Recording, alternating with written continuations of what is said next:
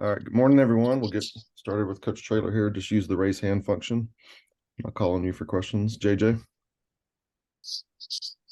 Jeff, just after watching the film, how would you say your team looked on this past week? We played as good as we have all year.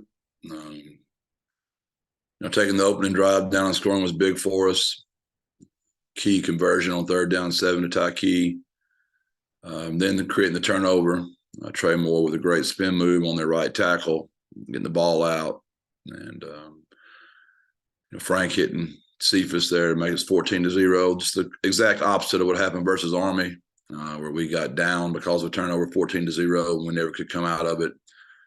Thought the drive in the 3rd quarter, right after they answered, we had the turnover right before halftime, something I regret, not trying to run the ball first before we tried to get a little too cute.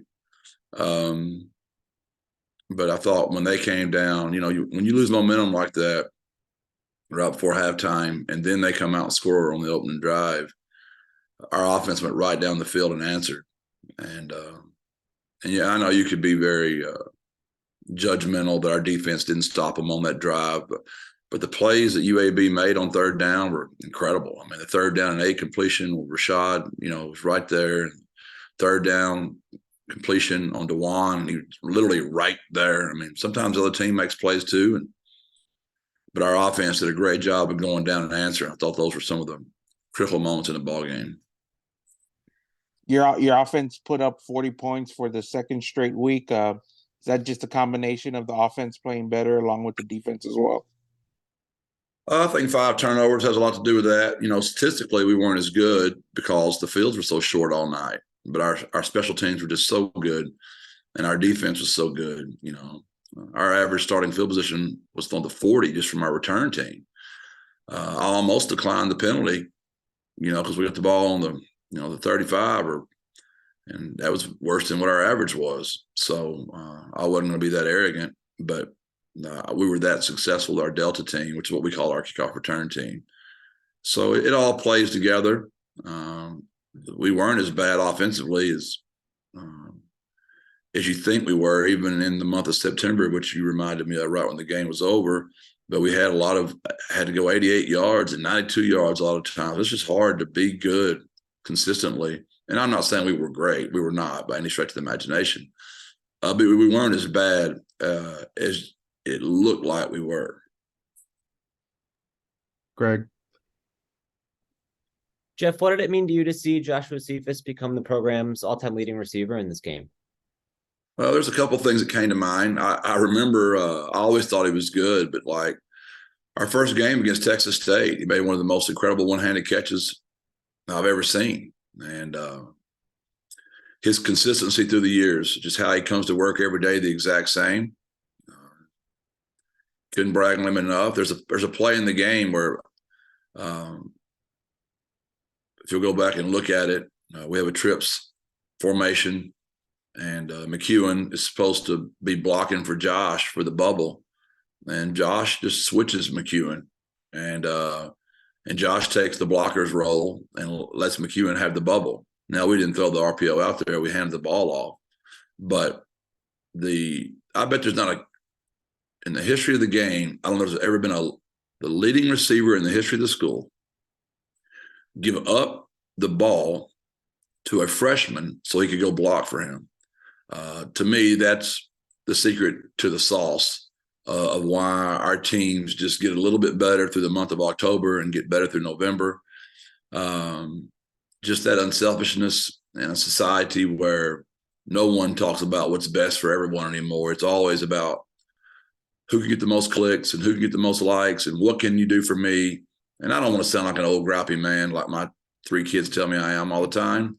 But I do think it's important that people still brag on what's best for the group and highlight something like Josh being so unselfish in a moment where he became the leading receiver in the history of the school. I think that just sums up Josh. What was that moment like in the locker room, giving him the ball and the reception from his teammates, who I imagine see a lot of that stuff as well? It's easy for him because of how unselfish he is, and those kids know he is. He's quite arguably the best blocking receiver in the history of the school as well. And our guys take pride in blocking. But he's as good as I've ever seen it doing it. He plays the slot. We put him outside as well. But when you're in the slot, you got to go in there and dig that nickel out so many times. And it's easy to celebrate him because he's such about his teammates. Okay, we'll go to you, Stephen.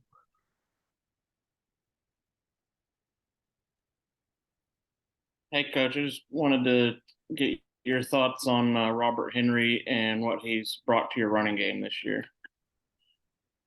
Yeah, since Greg has mentioned his grill, I at least realized that. I didn't know he ever even had a grill on before, so it shows you how unaware I am about certain things. But yeah, the kid's talented, and him and Kaborian did a really good job back there. They're a good little 1-2 punch, and we hope to get Rocco back this week to get the 3-headed monster going against the 2-headed monster. So I know everybody likes to, we all talk about the things that, like him jumping someone and those kind of deals, or grills or whatever. It's fun, right? It's fun to talk about.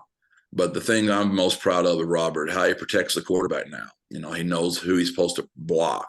He gets up in and he takes the air out of the rusher and gets his feet hot and hands inside and eyes inside and sit in his chair, and just those little things that are really boring to you guys that really excite old cranky football coaches like me. You mentioned Rocco. Has that been kind of an injury thing, or what's his situation? Yeah, he's just been banged up a little bit, which is why I like to rotate a lot of backs. And we've done that. We tried to do it last year with 3 backs. We never could get Trey going. And then we lost Brendan, so we were down to 1. Cater was coming back from those ACLs. So those guys have really bought into, which I'm just telling them the truth. There's only so many blows those guys are going to take in their career. When they're young, you don't think about that. But as they get to that next level and they're 25, 26 years old, that stuff adds up. And those NFL scouts can tell how good they can play by getting 10 to 12 carries a game versus getting 25 carries in a game. And you guys are 2-0 in conference for the second year in a row and on a 10-game winning streak in conference. What is it about when the calendar shifts to conference play that it seems y'all kick it up another notch? Yeah, I'm not counting, but it's the 3rd year in a row, Stephen. We're 2-0, but I'm not counting. I don't know what that is. I think we play a really tough schedule every year. That has something to do with it. I think our culture, which I know that everybody gets tired of hearing that word. Our kids like coming to work every day. They enjoy being here.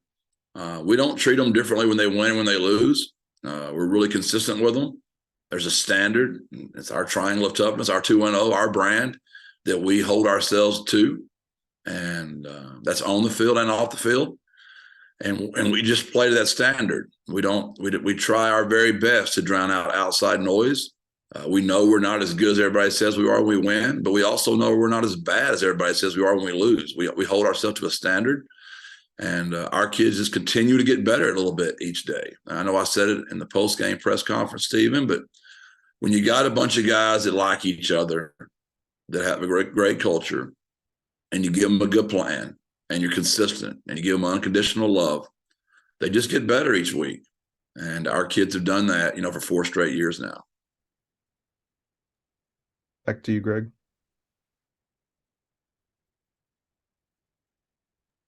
Sorry for the delay there. Jeff, what kind of a difference does it make for your defense when Trey Moore is flying around and making plays like that compared to the couple weeks previous when he was injured and kind of slowed a little bit? You know what? Trey's out of Smithson Valley, tough kid, but also getting Brandon Matterson back, another San Antonio kid out of Brandeis. Danye being healthy, getting out of the knee brace from Shiner, Texas. 3 Texas high school football players, right? And all those guys being up and running. We did bring a few pressures and got home that way. We got Rashad Wisdom home, right out of Converse, another San Antonio kid. But we also just won some one-on-one battles. The very first strip turnover, he just, put the right tackle on a spin move and made a great individual play. So Jamori had a sack as well. we just got to the quarterback more than we have been. We're getting better.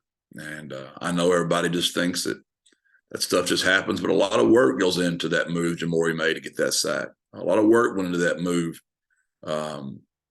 that Trey made to get that sack. So it wasn't just Trey, but all of them. I think the energy of our crowd also got our guys going. I thought that was going to help us, and it did, which is going to be a big challenge for us this Saturday, is creating that energy again when we go to Boca Raton. Trey said after the game that he thought the defense had maybe a different attitude Saturday just because of maybe some of the struggles in previous weeks or some of the criticism of the group. Did you see that brought something out of them? I've said this a million times. I know we try to not drown the outside noise. I mean, you try to drown it out, but it's impossible. So we just deal with it now. We just talk about it. Like, here's what they're saying, and they're already hearing it. So, but some of it was fair, right? We didn't get the field on third down. That's the head coach was saying it. I'm sure you and JJ and everybody else out there was saying, I don't know. So believe it or not, during the season, I mute you guys, but I unmute y'all as soon as the season's over. But we try to mute all that. You just can't because it's out there and it's real. So I imagine if Trey said that, I believe him. But they were hearing it from us as well. All right, Hector. Morning, Coach. Hello, Hector. I haven't muted you yet, Hector. You're still good, brother. I appreciate that, Coach. Thank you. I know JJ gets the mute treatment from everybody, so love you, JJ. Coach, in addition to starting off conference play with the 2 wins, I imagine 3-3, as arbitrary as that might be in the grand scheme of things, does 3-3 just feel different than 1-3? I really try not to think about it too much, Hector. That 2-0 number is obviously the one that matters the most. I know I'm sure recruiting, my kids, the locker room, all those kind of things, I imagine that all really does matter. But yeah, I'd sure as heck rather be 3-3 than 1-3. There's no doubt about it, Hector. But we try to drown it out the best we can. But yeah, that sounds better. Just you saying it makes it sound better. And piggybacking off of Steven's question earlier in terms of the success you guys have had, unless my math is bad, and that's a big if, I think it's 22-3 conference record since you've been here. And Steven asked if there's something to it. I just imagine if that's, I know each team is different, right? And each team takes on a life of its own, but I'm just wondering if after you guys having had so much success for now 3+ years, if that's something that permeates through the kids, like if they sense you know what, we're in conference play, things are different, flip the script, whatever, I'm running out of cliches here, but I think you know where I'm going.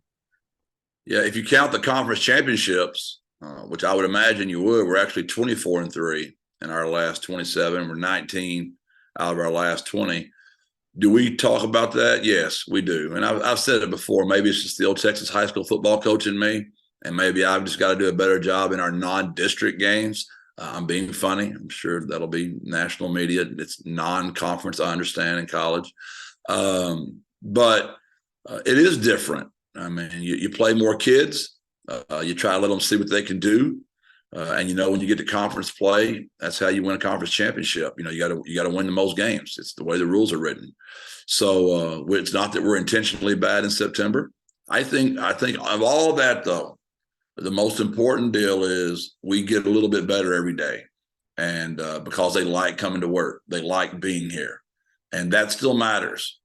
We treat our players the same, whether they win or they lose. And that's not common. Most coaches or programs, if they win, you're eating steaks and you're eating shrimp and you're eating lobster. And if you lose, you're eating hot dogs. And this is not what we do here. We're very consistent with our kids. It's unconditional love at all times. It doesn't mean they're not disciplined. It doesn't mean we don't hold them to a standard. Our standard is the 2-1-0 Triangle of Toughness, our brand. And that's what we try to get to every day. So our kids just get a little bit better each week. And it's just the way we do it. And it's not to say that the programs that don't do it our way are any worse or any better. We're just consistent and our kids show up every day. And I think that is the biggest, and great players. I mean, you can't you got to have a great quarterback, which we do. We've got great receivers, or linemen. We've got great players. So that helps in the winning. Thank you, Coach. And again, apologies for the bad math. I knew it'd be bad. I gypped you the Well, you know. we're not the only one. Some guys don't count the conference championships as conference wins. So I don't know why you wouldn't. I mean, when you play the best team in the conference for 2 years in a row and you beat them, those should count double, I think, Steven. So it should be like, 26-3 instead of 24-3. All right, JJ, we'll go back to you. Jeff, at the midway point of the season, how would you evaluate your team or grade your team? Well, according to JJ, we got an F in September and we've got an A in October. So I guess you'd combine those together and we'd have a C, I guess, which is what 3-3 is. I'm being funny. I know when we're doing this like this, it comes across as my sarcasm, but when y'all put it out on Twitter and it just looks like a quote, I'm going to look like some jerk. So, I think there is something to be said for continuing to get better. So, we're 2-0 right now. We're playing a really good football team. Coach Herman's done a fantastic job everywhere he's ever been. At Houston, he did a fantastic job. At the University of Texas, he did a fantastic job, and he's already done a great job at FAU. They've got really good players. They're physical. They run the ball well. They throw it. They're really physical on defense up front. And it's going to be a heck of a ball game Saturday. Now, you got two undefeated teams playing each other. We got to go on the road. We had no success at all offensively the last time we went there. One of the most frustrating days of our lives. So we've got a lot to work on against a really good opponent.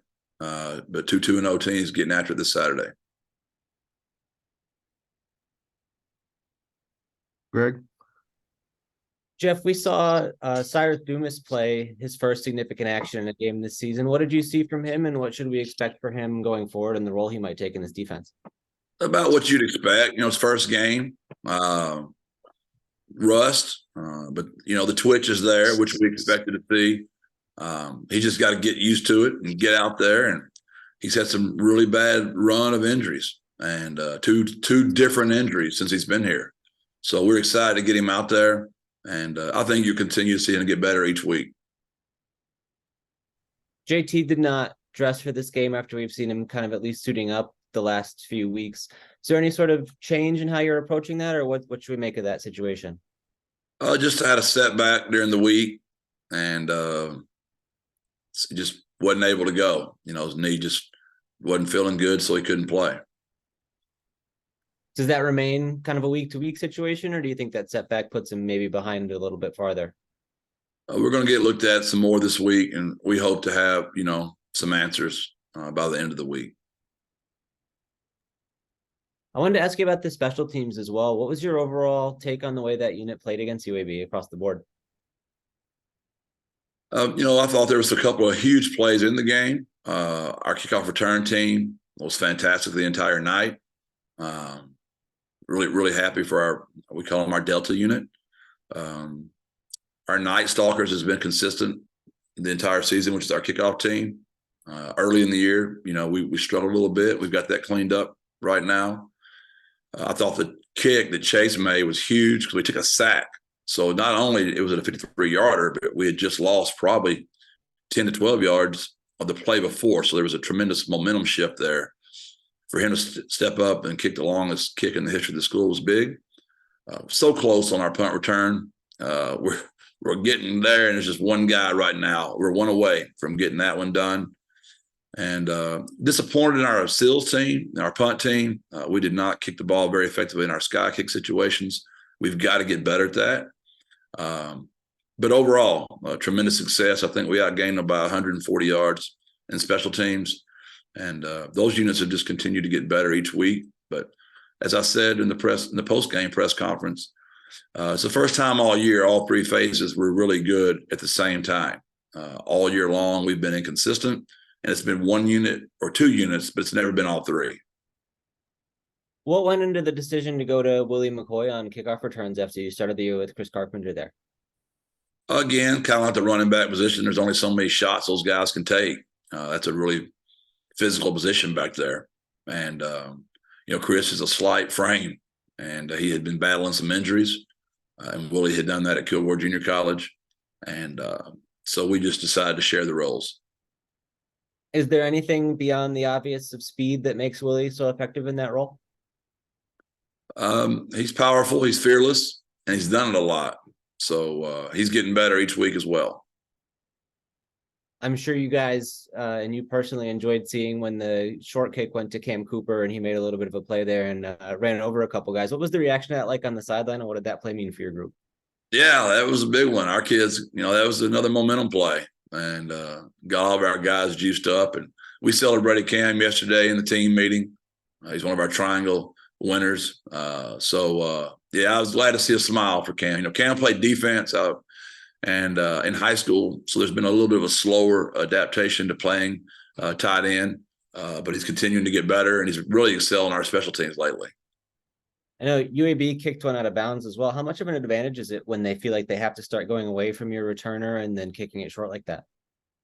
Yeah, it gives you a lot of confidence on the sideline, but you're also worried there's an onside kick coming because they know, when they're doing that, they're not feeling real good about their kickoff team. So really, really proud for our guys that they executed. We expected a bunch of alternative kicks, and we got them. Our unit has been getting better, and their kickoff team have been struggling. So we kind of felt that was going to be an advantage for us in the game. You mentioned the 53-yarder with Chase Allen, but there was another one where you guys had like a 4th and medium and elected to kick him rather than go for it after initially lining up for that one.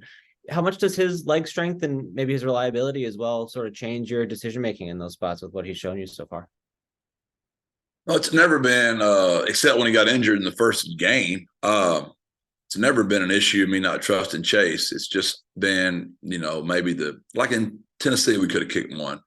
But I mean, if you've got I was trying to win a ball game, and when I looked at their offensive personnel, I knew it was going to take more than field goals to win the game. So sometimes it's not the kicker as much as it is you as the head coach.